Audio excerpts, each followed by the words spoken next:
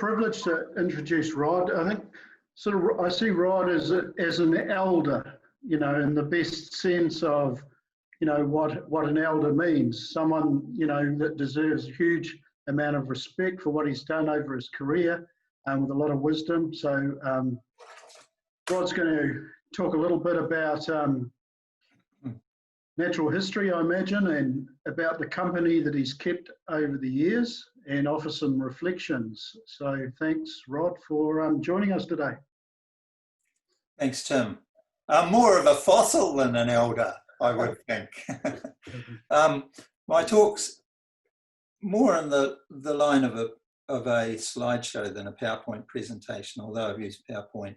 It also dwells a lot more on the past than it does on the present, because the sort of people that are likely to be watching this are probably young and active and out in the field and doing all the great things. That they're my conservation heroes, in fact, doing great things out there today. So I wanted to dwell more on the past and kind of try and put things into a chronological order in terms of our awareness of some of these predators as I've moved about on the planet, really, over the last, heavens, 50 years. So that's the context of this talk. I've called the talk Afraid of the Light. It's a particular favourite point of mine that so much of our indigenous fauna in New Zealand is nocturnal.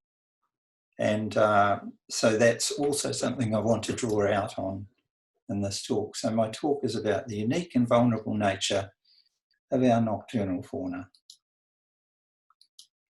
I'm trying to, here we go. So even before I joined the Wildlife Service, I joined way back in about 1970. In the decade prior to that, pest control in New Zealand had focused largely on diurnal problems, browsing animals, hitting trees and plants.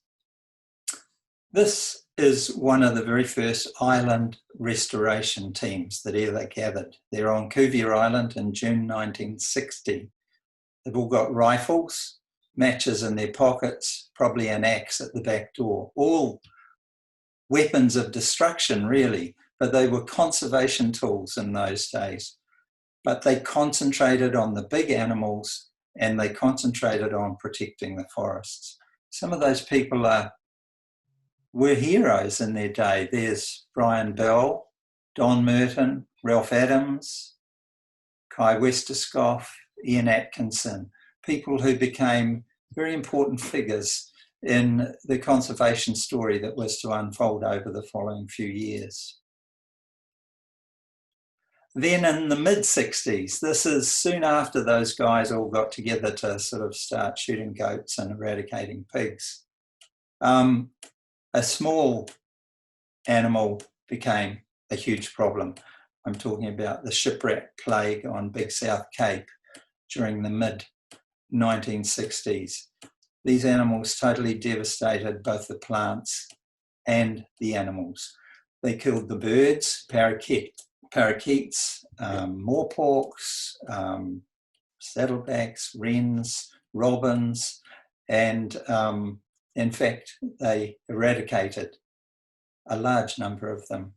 But there's one photograph that, to my mind, is the smoking gunshot from that period. It's a wonderful picture that was given to me by Biz Bell. It's a picture that her dad, Brian Bell, took back in the mid-60s of the total and utter devastation to the inside of a room in the muttonbirder's hut on Big South Cape. The rats got so hungry on that island that this is what they did. They jumped up the walls to grab the wallpaper and stripped it off to eat the flour and water paste that glued the wallpaper to the walls. They trashed every bit of food, clothing, bedding in the huts. And this picture, to me, characterises what they were also doing in the forest at the time. They mopped up every invertebrate they could find. They chewed every edible twig and branch they could find, and they trashed the birds' nests, and they killed the nestlings and some adult birds that they could, and destroyed all the eggs. So this was a real wake-up call, one of the very first wake-up calls in New Zealand about the damage that those tiny small paws could cause in our forests. I came along in the early 70s, a young kid, 20 years of age. One of my first trips was an island survey in the Mercury Islands. This is a picture taken looking across at Stanley, Double Island and Red Mercury from our campsite on Middle Mercury. Boy, as a kid growing up in an urban area, the experiences at night on this island were astounding for me. And as a mentor, on that very first trip, Tony Whitaker, a herpetologist, government herpetologist, tucked me under his wing. Other members of the party were Don Merton, who led it. Dr. Ian Atkinson was on that party. He was a botanist. Dr. Ian Crook studied tuatara. Dr. Graham Ramsey studied weta. And Tony was the lizard guy. And I was as green as they come, a young trainee. But really it was like going to university, being out with these guys. Tony there with his special lizard spotting binoculars. I have to thank Tim for this picture. It's a wonderful picture of the obsessive Tony and the tools that he had for studying reptiles. Tony took me under his wing and around the island at night to count the nocturnal lizards, because many of the lizards on those islands never came out by day. They climbed the trees and moved about feeding at night time. I went one way around the island, Tony went the other. I found 13 lizards that night, and I met Tony around the back of the island, and he said, "How'd you do?" I said, "Oh, found 13 lizards tonight." Tony said, "That's pretty good. Look in that Pūtakawa tree there. I can count 54," looking through his magic binocs. So the biodiversity in that forest was incredible, and I stuck to Tony pretty closely to learn more about it. Don Merton took us to a unique forest on that island, a milk tree forest. It was the only forest he knew of in New Zealand containing more than one milk tree. And in that forest, Tony discovered a number of species that we didn't know much about at that stage. The mother of all skinks, this thing was about nearly a foot long, over 100 grams in weight, a large, chunky, nocturnal critter with tiny feet, subsequently named Oligosoma alleni. Tony also discovered on that trip the Mercury Island tusked weta. I was with him when he uncovered the first animal. Although it didn't have tusks, it was a female. But although he was a reptile person, he was very good at discovering invertebrates as well, simply because he spent a lot of time out at night with a torch. Another distinctive and large skink on that island is named after him. And each of those three animals that we've just looked at only came out in the dark. They were only active on humid nights in the warm weather when the stars weren't out and the moon wasn't out. So they were totally different from what I had experienced in terms of grasshoppers and lizards back on the mainland of New Zealand. And of course, these creatures were largely unknown because most of us never go out at night, let alone on offshore islands. Growing up in suburbia, I had, like so many other children, been pretty well afraid of the dark. On Middle Mercury, I began to spend increasingly longer periods out at night, searching the forest by myself with a torch. And it really was like stepping into a different world, like visiting a different planet. All of the animals were invisible by day. Finally, revealed themselves at night.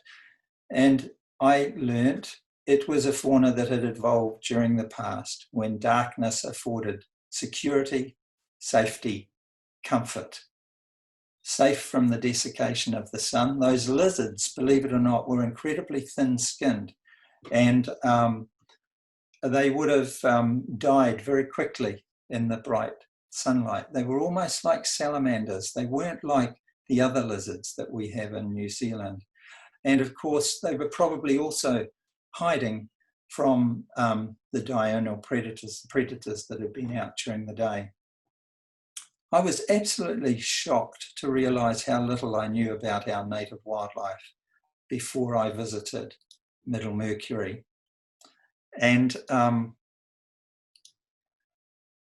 as we progressed around the other islands and began surveying the other islands, all of the members of the team started finding questions, wondering about the pattern of discoveries that they were making and what was absent on the islands as they went around. Don wondered why the islands didn't all have the same complement of seabirds. Ian Atkinson, the botanist, couldn't understand why the milk tree forest didn't grow on any of the other islands. After all, there were obviously birds dispersing the seeds. Ian Crook couldn't understand why some islands had tuatara hatchlings on them and others only had adult tuataras. Tony wondered why the nocturnal geckos were so thick on the trunks of the trees on Middle Island and completely absent or only present in low numbers elsewhere. Gradually, as the survey progressed, a pattern emerged, and we realised there was one other nocturnal inhabitant we hadn't factored in. Kiori, although small and seemingly insignificant, were making a big difference to what occurred on the islands that they lived on compared to the islands where they were absent, such as Middle Mercury. In due course, after that trip, Don Merton, Ian Atkinson, Ian Crook, Tony Whitaker all wrote scientific papers on the significance and the influence of Kiori, not only on those islands, but over the mainland of New Zealand over the previous 600 years. Indeed, the weta and those two skinks had probably occurred right across the mainland of New Zealand before Kiori took them out. So our knowledge and our understanding of the danger of these tiny little furred critters started growing. A lot of the British scientists, people like Dr. Gordon Williams and Sir Robert Fowler, couldn't agree with what these young guys were finding on islands because they knew of many seabird islands in Britain and Europe that had rats on them and also had birds. So it took a while for the idea to get across. As a trainee, I then moved on into the Murchison Mountains, and rather surprisingly in the 70s there were Kiori still living in many of the Forest Service huts in the Murchison Mountains. There were other surprises there too. There was a sleeping bag in this hut that was owned by Dr. Geoffrey Orbell, who had discovered the takahe many years earlier. Us trainees always imagined it was stuffed with kakapo feathers and takahe feathers. And at night I would often go out and spend long periods of time looking at critters after dark while the other guys attempted to sleep in the hut. In fact, I came back one night in the pitch dark and tried to get into my sleeping bag without turning the torch on, and I couldn't find the entrance. I turned it over and over and over. In the end, I took it outside and turned the torch on, and some bugger had stitched the entrance up because they were so pissed off at me coming back in late at night and disturbing them after my wanders through the forest. I saw my first kiwis, Fiordland Tokaweka, on those nights, and I saw them often. Even takahe, which we think of as a diurnal critter, when it needs to, will spend quite a lot of the night feeding. And I can remember one occasion where Jim Mills sent me into an area because the takahe had lost some of its bands, and it was so wary of the field workers that whenever anyone turned up, they would run and hide. But this bird was quite happy to feed in the dark. And in fact, I approached it with my headlamp on. I was able to lie down beside the bird and read the number on its metal band while it still fed.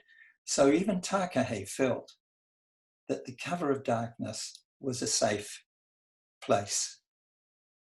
Of course, in those days, we hadn't really even fingered stoats as the problem for Takahe. The main effort and research went into trying to control red deer, which were thought to compete with Takahe for food. I met Orbell when he was 90 years old. He was flown back into the Murchison Mountains to celebrate 50 years of his rediscovery of Takahe. He was a fantastic man. I had several opportunities to interview him over the years. He took me to the very spot where he found that first footprint back in November 1948. I can remember standing there and thinking, gosh, I wasn't even born then. Here's this man standing there pointing at where he saw his first footprint. Doc Orbell's stories were legendary. He told me about kakapo track and bowl systems that they'd seen up on the ridges above Takahe Valley back at that time, of even hearing a whekau, a laughing owl, fly over their campfire one night. He pointed to the bluffs where they had found moa bones, and he told me the story of Jules Berg, who was a bit of a hermit who lived near Lake Widgeon.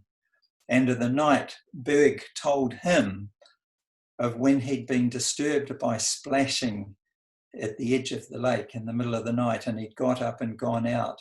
And Berg swore he saw 3 moa walking past. This is in the early 40s. Whether that story's true or not, it's been handed down from Berg to Orbell to me. It's probably grown a little in the telling of the tale, but it was a wonderful connection back with earlier times before predators had made quite the impact that they subsequently made. Let's talk about the big predator that was around then. I mean, Trevor Worthy had taken me into the Honeycomb Caves to see the bones of moa and the foot bones of Harpagornis, the great eagle. There's a picture there of a Harpagornis foot beside the foot of a golden eagle. You can see how big Harpagornis was. It was a very big, scary eagle. And I can well believe the impact of that bird, supposedly capable of killing even the largest moa. A little story. This is a Philippine monkey-eating eagle picture here. I met one once in a cage on the Philippines. The guy who took me into the cage had a laryngectomy, so it was a little difficult to understand. The eagle was habituated. It wasn't afraid of people. And as we went to leave the cage after looking at this animal, I went to turn my back to step through the door, and the keeper said, don't ever turn your back on this eagle. And when we got out of the cage, he explained that the laryngectomy that had been performed on his throat had been performed by the eagle, not by a human doctor. And he was very lucky to be alive. The eagle had grabbed him around the neck, and the hind claw had penetrated right through his throat, and the other foot had grasped him across the kidneys, and he had puncture wounds on his kidneys. Now, that's a smaller eagle than Harpagornis was, so I can well believe that Harpagornis was a terrifying predator in the New Zealand forest. No wonder our Kiwis sit in holes under the ground all day if they have the memory of those sort of predators of the past. And no wonder kakapo hide by day and only come out after dark or when they feel safe. No wonder these animals are afraid of the light. Of course, things have changed a lot now. The main predators in Fiordland are very different animals, active by night, very strong sense of smell, able to find and locate all of our nocturnal critters. That's some footage that filmmakers kindly made available. This is the situation in the Murchisons today because of those stoats, because of the predator that we finally realised was having an impact on Takahe. 3,500 stoat traps set across 51,000 hectares of mountains. Service every 2 to 3 months. The largest stoat control program probably in New Zealand, although the Friends of Flora are doing incredible work up in northwest Nelson as well. But look at the number of traps there. And let's now look at the results.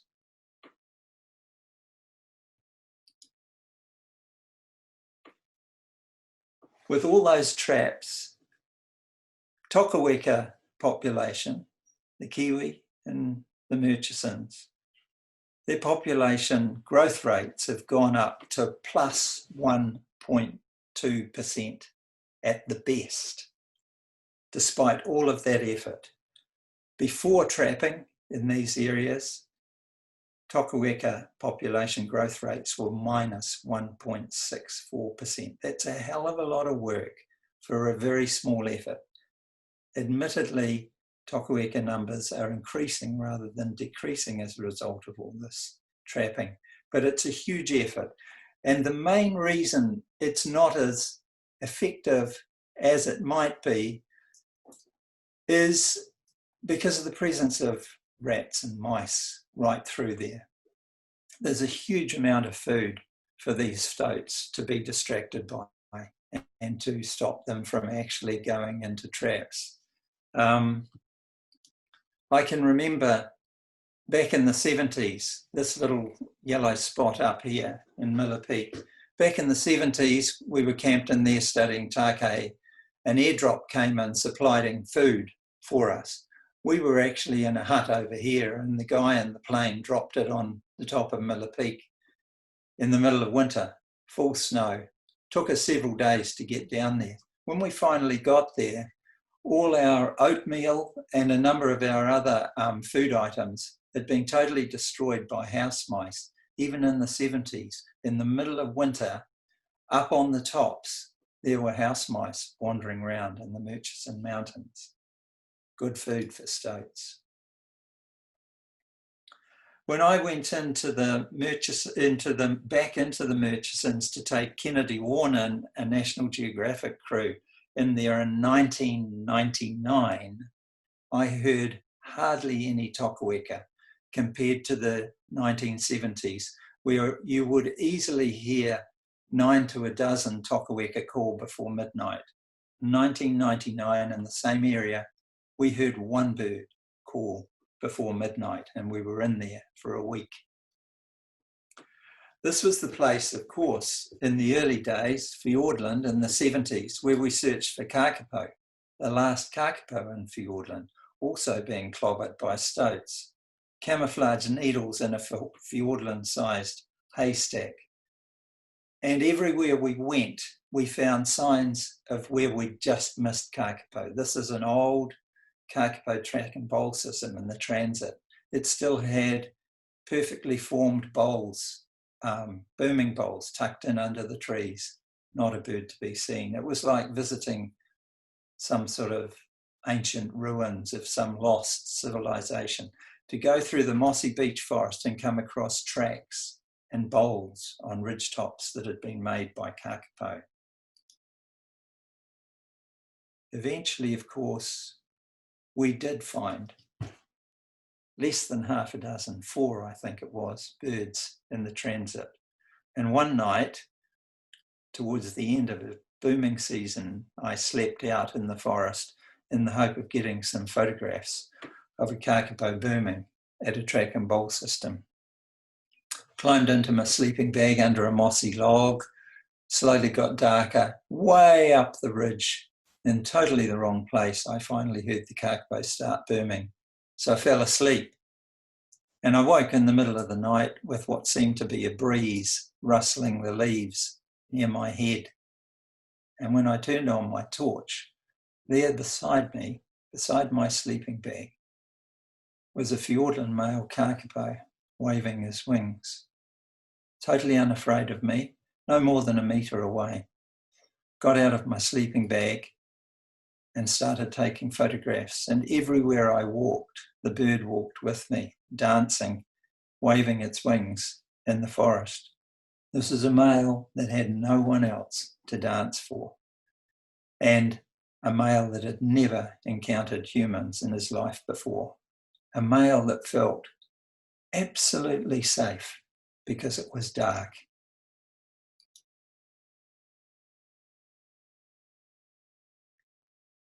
We saw a number of extraordinary acts of behaviour at night with kakapo in Fiordland.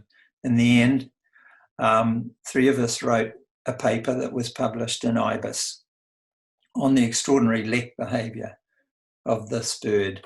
After watching booming and dancing, we each went home for Christmas and read up on lek behaviour of other birds and decided that here in New Zealand we had a lek bird. Some years after the paper came out in 1993, a young student from Otago University visited me, and we spent a good day talking about the behaviour that Merton and I and Ian Atkinson had witnessed in Fiordland on those track and bowl systems after dark. Her name was Julie. Many years later, I was delighted to read a paper, a thesis, in fact, presented by one of Julie's students. Julie's now Associate Professor at the Institute of Arctic Biology in Fairbanks, Alaska. But she supervised Anna Clarissa Giselle, who produced her thesis in 2012, who stated that female mate choice in kakapo is almost certainly driven by selecting for the male with the nicest perfume. How amazing is that? We have, instead of birds with flash tails like birds of paradise with their extraordinary plumage, we have a parrot in New Zealand that gets his mate by having a beautiful perfume. And it's explained the mystery of how on so many occasions in recent times, a number of male kakapo are booming on track and bowl systems, and all the girls seem to go right past most of them to one guy who smells better than the rest of them. We're so lucky to have made these sort of discoveries, because in the 70s we were so close to completely losing this extraordinary bird before we ever knew it. Kakapo are one very special parrot. And I have to say, I think Kia and Kaka are probably equally unique. They're both extremely active after dark, in which, when you watch the courtship of both Kaka and Kakapo, as I have done, you'll notice that the females poke their head up into the armpit of the male before mating. And I wonder whether it is the bright colour of those feathers that Kaka and Kia females are making their choice based on, or whether there's some hint of a perfume there as well. We'll never know. Of course, cats were a huge problem on Stewart Island. In Fiordland, it was mustelids. Cats took out a huge number of booming kakapo on their track and bowl systems in Stewart Island. And then when they were shifted to codfish, kiori were a problem. This is like some sort of, I don't know, amazing painting. But these are young kakapo chicks that have been chewed to death by kiori before kiori were eradicated from codfish. back in the 70s, while looking for kakapo, I found a forest gecko in Fiordland. It was a pretty miserable little specimen. One of its feet was missing. It looked like it had been damaged by a Kia or something.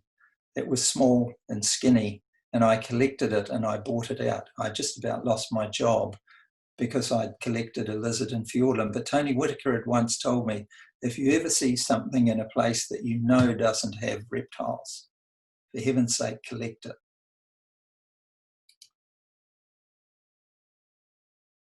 I found it here in 1974 in the Esperance Valley, at a time when the valley had no possums, only kiori. This was where we found the very first kakapo. And in fact, that area there where the gecko was found is where Jonathan, the very first kakapo in Fiordland, was found. Over the years, a number of people have asked me whether I'd go back with them into Fiordland and show them where that gecko had been found. And I've been back in there a couple of times and showed people. And in fact, we've searched high and low to see if we could find any other geckos. On one particular trip in 2006, we finally got onto geckos. They were living up here. Nothing in the forests any longer. There was forest geckos living up there. By now, the kiori had gone, been replaced by house mice and indeed even possums, well established in that valley.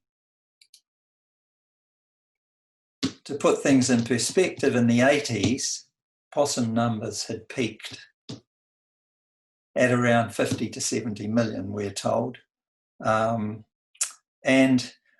people were starting to be concerned. They'd spread into Fiordland, right through Fiordland. They'd actually been present in Fiordland at the base of the Sinbad when we went in there in the 70s, but they'd never managed to get beyond the shoreline. They'd never penetrated up into the valley. They finally got right through Fiordland by the 80s. And in Northland, people were concerned that they were trashing pahutakawa trees, terrible browsers. And so people were starting to get worried about the impact of possums on plants. They weren't really at that stage aware of what possums were doing to our fauna. One or two of the early scientists were talking about invertebrates appearing in possum diets. The guy that did the pahutakawa study had even found evidence of a possum chewing on a rat.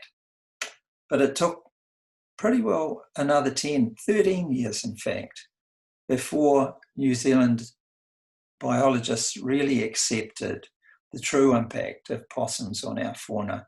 And that came about largely when a camera trap revealed some footage of a possum stealing kokako chicks in Mapara, I think it was, possibly something John Innes had set up to document or record. Anyway, it took 13 years for us to appreciate the true impact of possums. In 2007, when we finally climbed a lot of the ridges and started looking for the last of the forest geckos, as I'd said, we discovered they were living about as high as they possibly could. They were living on tiny little rock shelves above permanent snow. They're possibly only active on a very few nights in any given year. There wasn't much higher they could climb to escape the predators. And up here we found evidence of possums. We didn't find any evidence of mice on these faces. This is in the Darren Mountains. But we then went back into the Sinbad. These are all sites where we had been in the 70s looking for kakapo. Now we were back looking for forest geckos. On these faces here, we found forest geckos, and in fact, an entire community of undescribed fauna hanging out high huge purple earthworms, very large, the largest ground weta that have ever been recorded in New Zealand, big leaf veined slugs, and other things. It was kind of a lost world, a lost vertical world.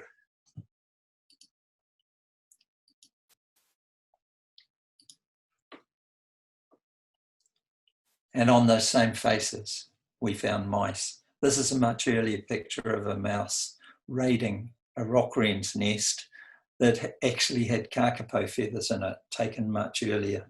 But mice were getting right up into these alpine sites. It's tragic, really.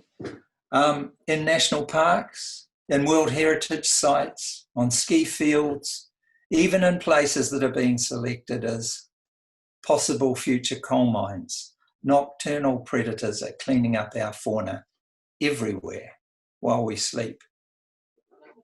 Each night is a busy night for predators and an unsafe night now for the rest of our fauna. Possums are busy in northwest Nelson, scoffing our paraphanted snails.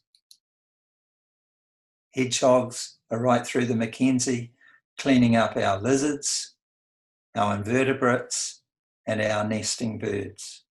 White-tailed deer on Stewart Island are scoffing dotterel's eggs. We pride ourselves in making improvements to conditions close to home, and for that, Predator-Free 2050 and others deserve to be congratulated. We've made incredible progress with the iconic nocturnal species,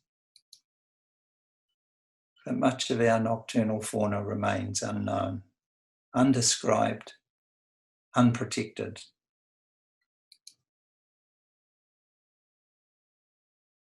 Who's going to get to it first?